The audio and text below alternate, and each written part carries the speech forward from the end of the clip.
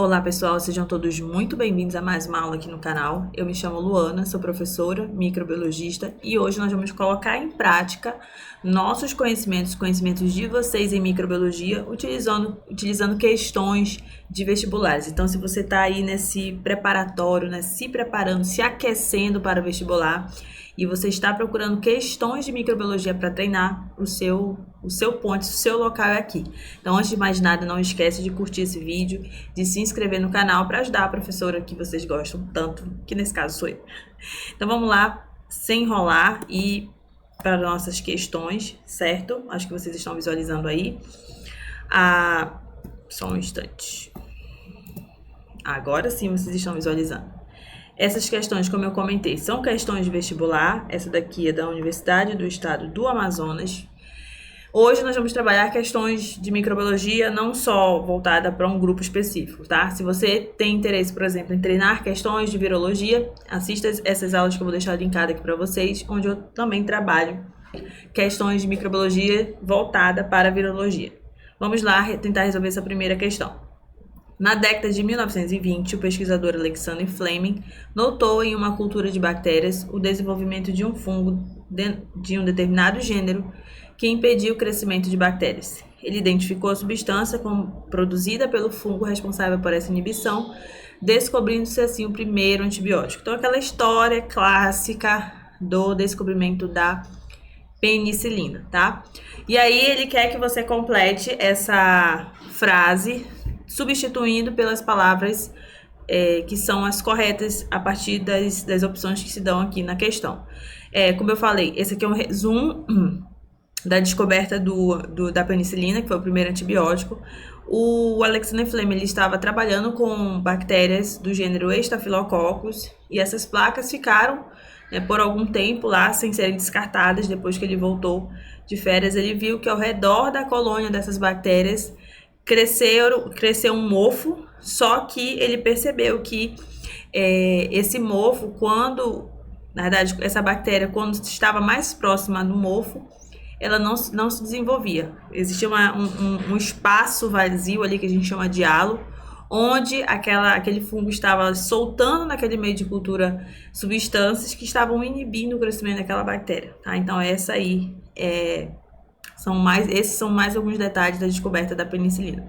O fato é que quem produz essa penicilina naquela época, né, quem produzia, hoje ela é feita utilizando engenharia genética, mas veio a partir de um fungo, certo? Então aí ele quer que você saiba quais são as características gerais deste organismo. Então o fungo, vamos lá olhar as opções, deixa eu trocar aqui pela caneta. Um fungo é um organismo procarionte? Não é um organismo procarionte. Se você ainda tem dúvida de qual é o tipo de célula que forma os fungos, eu vou deixar aqui para você a aula onde eu faço essa diferenciação dos micro-organismos e dentro dessa aula eu falo a diferença de uma célula eucarionte para uma célula procarionte. O fato é que o fungo não é um indivíduo, não é um organismo que tem célula procarionte. Então a gente já vai riscar o que? Letra A, letra C e letra D. Então, nós ficamos apenas com a letra B e a letra E, que de fato fala que o fungo é um organismo eucarionte. Tem ali um núcleo delimitado por membrana, tem as organelas membranosas, tá? Que são características marcantes ali de uma célula eucarionte. Continuando, esse fungo pode ser unicelular ou multicelular, a gente vai considerar aqui multicelular, mas está escrito pluricelular, mas tudo bem. E que quanto à forma de nutrição é chamado, o correto aí é heterotrófico, tá? Então a gente vai marcar aqui a letra E como sendo a nossa resposta correta, uma vez que os organismos heterotróficos são aqueles que vão utilizar ali os compostos orgânicos para obter o carbono, da mesma forma que vão utilizar os compostos orgânicos para produzir energia, tá? Então, isso vai caracterizar os organismos heterotróficos. Esqueçam aquela frase clássica, heterotróficos são aqueles que produzem seu próprio alimento. Que não produzem seu próprio alimento. Esquece esse conceito simplificado, né? Vamos melhorar, né, ali mais aquilo que vocês aprenderam. Então, normalmente quando a gente fala em relação a organismos autotróficos e heterotróficos, essa separação a gente precisa levar em consideração, primeiro, a forma de obtenção do carbono que aquele organismo ele utiliza e qual é a fonte de energia daquele organismo, certo? E aí você consegue separar entre autotrófico e heterotrófico. Também nessa aula que eu deixei para vocês tem essa separação, tá? Então aqui a resposta, letra E.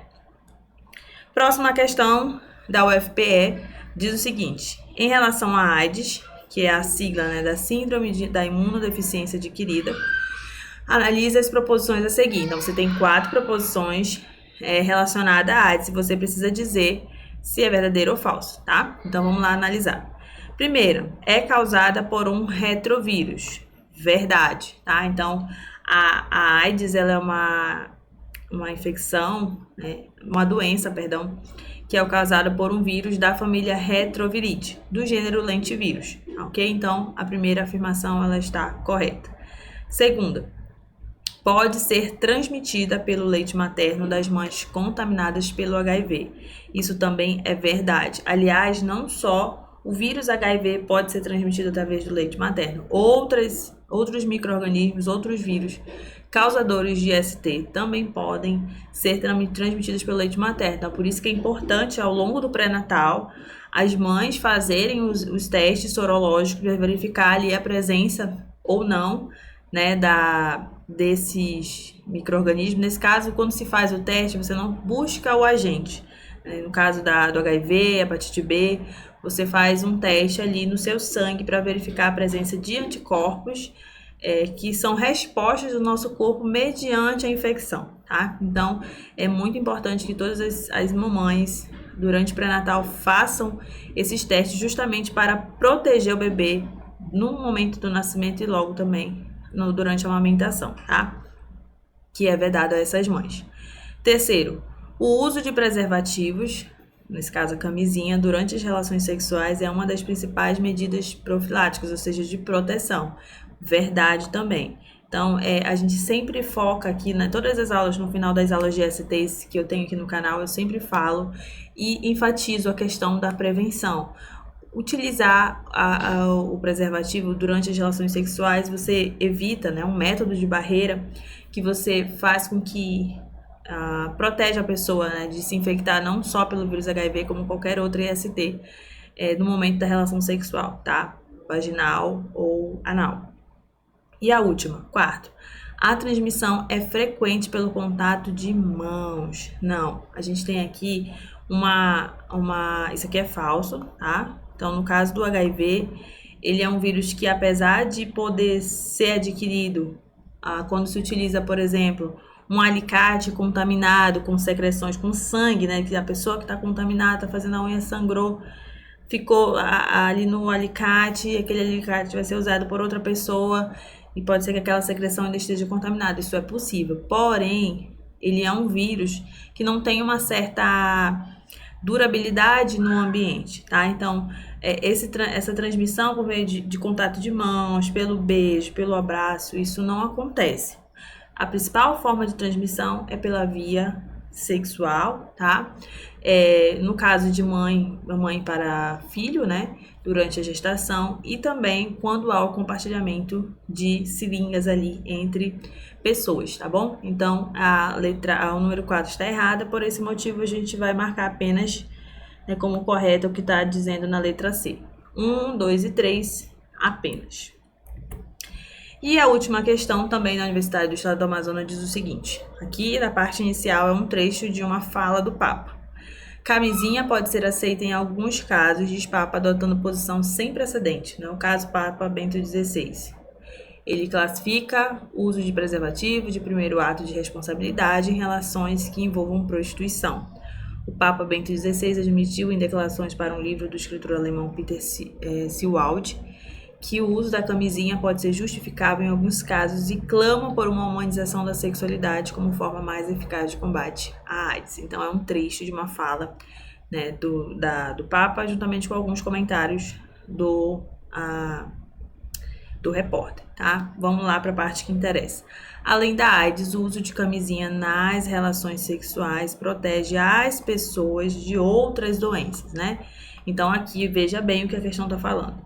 Ela está dando enfoque na possibilidade da camisinha proteger a pessoa de outras doenças que são transmitidas pela via sexual. Então, o pulo do gato aí é justamente verificar quais das opções da questão se trata de doença ou se trata de uma infecção que é transmitida pela via sexual. Então, vamos analisar.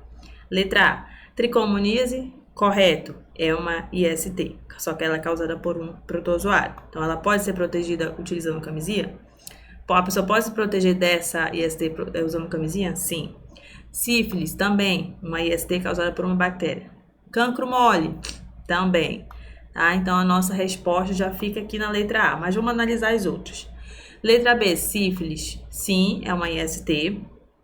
Blenorragia é um nome, é um sinônimo da gonorreia, então ela também pode ser evitada utilizando camisinha, mas a raiva não.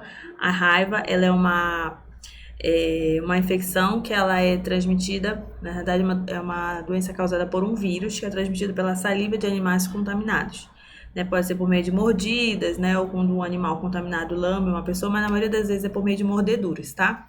E não tem nada a ver com camisinha, não tem como se proteger da raiva utilizando camisinha, tá? Então não pode ser a letra B por esse motivo. C, herpes, sim. Clamídia, também é uma IST causada por uma bactéria. E filariose, não, porque ela é uma doença transmitida pela picada de um mosquito culex, tá? Então também não pode ser a letra C. D, condiloma, na verdade o nome da IST é condiloma acuminado, que é o famoso HPV, tá? São as verrugas genitais. Então ela também pode ser evitada utilizando camisinha. Hepatite B também, a raiva, eu já expliquei que não tem como ser protegido utilizando camisinha. E para fechar, letra E, linfogranuloma venéreo, esse nome grande e estranho, é uma IST, tá? É uma manifestação clínica diferente que a clamídia ela pode causar, a bactéria Chlamydia trachomatis pode causar, que é o linfogranuloma venéreo, também pode ser evitado utilizando camisinha. A cólera não, é uma infecção bacteriana adquirida por meio de água e alimentos contaminados pelo Vibrio cholerae. E oxiurus, a oxiurose ou enterobiose é uma parasitose, tá? Ela é causada pelo enteróbios, então não tem como se proteger do enteróbios utilizando ali camisinha, ok? Então a gente fica aí como sendo a correta letra A. Se vocês ficaram com alguma dúvida, vocês mandem aqui embaixo nos comentários. E também coloquem se vocês querem que eu traga alguma questão específica pra gente trabalhar aqui no canal, tá bom? Só lembrando novamente, não esqueçam de curtir esse vídeo, não esqueçam de se inscrever no canal, tudo isso aqui é gratuito, então pra gente continuar fazendo essas aulas, é necessário que vocês também apoiem a professora de vocês, certo? Então, muito obrigada pela audiência de vocês e até a próxima.